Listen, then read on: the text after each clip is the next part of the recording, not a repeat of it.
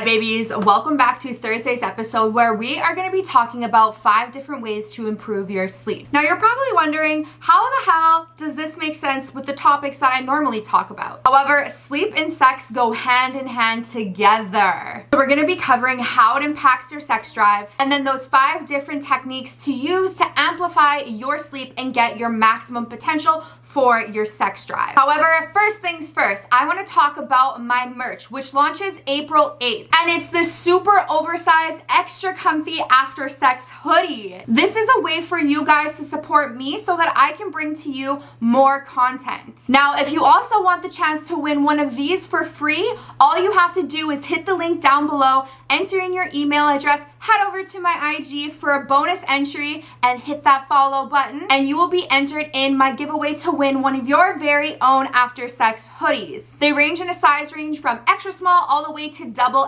XL, and remember, they are oversized men's sizing, so there is something for everyone. I can't wait for you guys to get your hands on these. All right, babies, let's get back to what y'all actually came here for, and it's obviously how to amplify your sex life with sleep. So when it comes to sleep and sex, how exactly does your sleep impact your sex life? Well, for starters, if you're not getting adequate amount of sleep between 7 to 8 hours, then your libido is going to be down. Another way it can directly impact your sex life, whether you're female or male, is that it drops your testosterone levels. The decrease in testosterone often results in loss of erection or erection dysfunction, less motivation for sex, and just less energy in general. Another way it can impact you is it can actually make it harder for you to become sexually aroused. Your desire for sex goes completely down to the trash, especially when we're talking about females with vulvas. When we're underslept, our genitals tend to be sleeping too.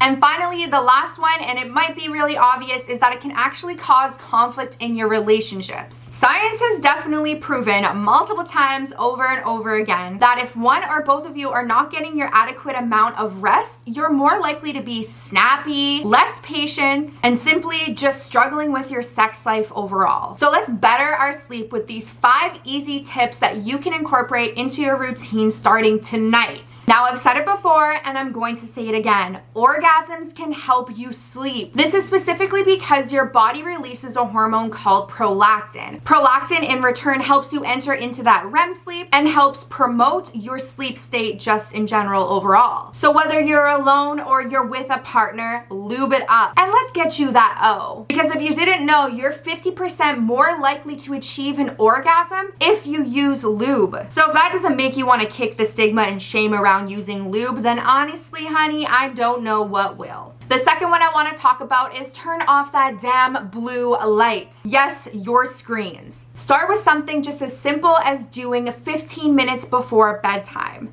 Then gradually increase to 30, and then so forth. Now, if you're wondering what to do in that meantime, you can take some of these into consideration. Maybe it's drawing yourself a bath just to enhance that state of calmness and restfulness. Try something like reading, maybe meditating, journaling, or personally, my favorite, another way that you can form intimacy is just cuddling. Pretty much anything that doesn't revolve around using a screen. Blue light disrupts our melatonin production, main hormone that is released to keep your circadian rhythm in check, as well as keeping you nice and sleepy. The third one I want to talk about is maintain a regular sleep schedule. Now, this one is a little bit harder because on the weekends we tend to throw off our sleep schedule and it gets a little bit out of whack. Now, if it means getting a couple of extra hours of sleep or reducing a couple of extra hours, that's fine. You're just gonna pay for it probably midweek. Studies show that it can take up to 2 weeks for your body to fall into a new routine, and that's on the shorter end of things.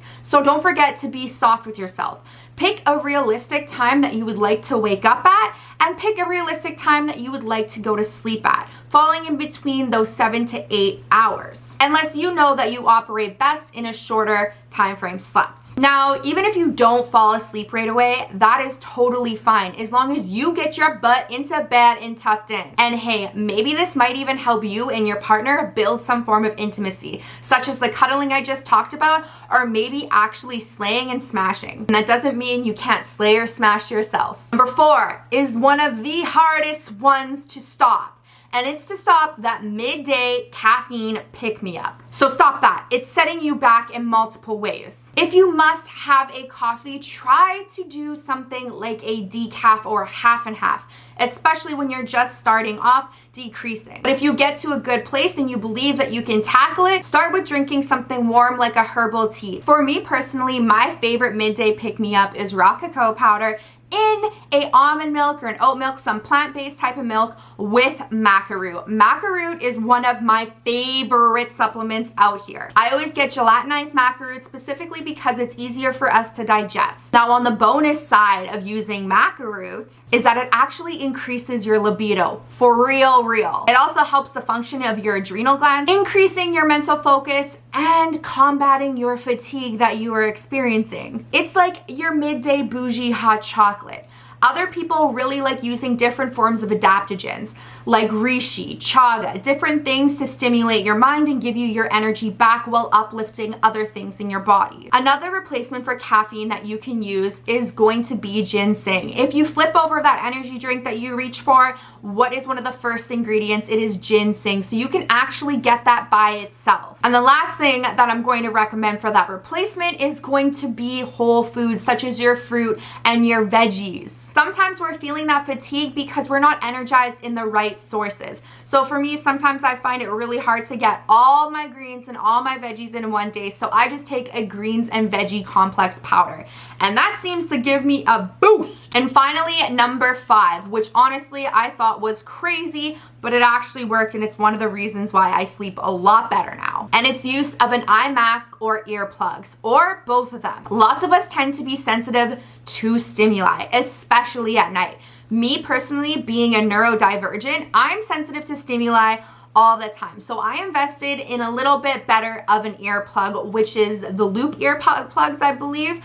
I really like them, and they're freaking amazing for sleep or just overall being overstimulated with having ADHD. So experiment with reducing some of that light, whether it's getting blackout blind or even investing in that super cheap eye mask. And then maybe it's investing in some earplugs, something to take away those nighttime sounds that often wake us up and we're like, why am I awake right now? Chances are it was probably some random sound that woke you up and you don't even know what just woke you up. Less processing for your brain equals more sleep. All right, babies, don't forget to enter in my giveaway, and don't forget that the merch is coming out on April 8th, and the giveaway winner will be announced April 7th on my Instagram and directly emailed to you, the winner. All right, now go catch some Z's, baby, and I will see you on Monday.